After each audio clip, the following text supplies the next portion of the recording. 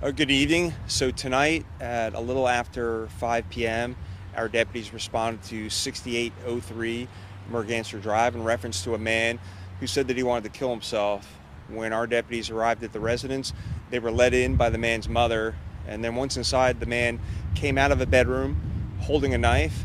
Our deputies gave the man several commands to drop the knife. The man refused, and our deputies retreated and continued to give the man several commands to drop the knife. The man still refused to comply, continued to advance towards the deputies. Our deputies exited the residence, and the man continued to walk towards the deputies with the knife, again refusing several commands to drop the knife. It's at that point our deputies discharged their service weapons and struck the man several times. They rendered aid, and he was transported to the hospital, and he is currently in surgery right now. There is body-worn camera footage of the incident, which I have reviewed. We will release that footage within 30 days as per our policy. The Florida Department of Law Enforcement is here and will conduct the investigation. They will turn their findings over to the State Attorney's Office. Once the State Attorney's Office has concluded their review, we will do our own internal investigation. So happy to take any questions, but that's all the information we have right now. It's very preliminary in the investigation. Did this man say anything to the deputies during their interaction? No, he didn't say anything. He just kept advancing towards the deputies holding that knife. Our deputies continued to retreat backwards, giving him commands to drop the knife, and he still refused those commands to drop the knife. Would you classify this as suicide by cop? It could be. It's still early in the investigation. Based on the video that I saw, the man was just walking towards the deputies with that knife and refused to comply with the commands. Our deputies did a good job. They retreated even back out of the house, and the man still came at them with the knife. So it really left them no choice. Is there any body cam footage? Yes, correct. We do have body cam footage of the incident. We'll release that within 30 days. So coming face to face with a deadly weapon like a knife, it really sounds like your deputies did everything that they could do in this situation. Yeah, and our deputies did give the man numerous opportunities to drop the knife.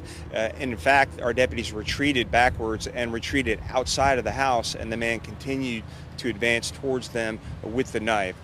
So, they have to defend themselves, and really the mother who was in the house as well.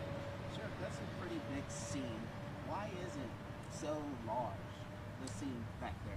So, in any crime scene, we want to ensure that that it's all cordoned off, that people aren't entering the crime scene and disturbing evidence. We do that with all different scenes of critical incidents, and we just want to preserve all the evidence and the scene as it is. So that's pretty standard.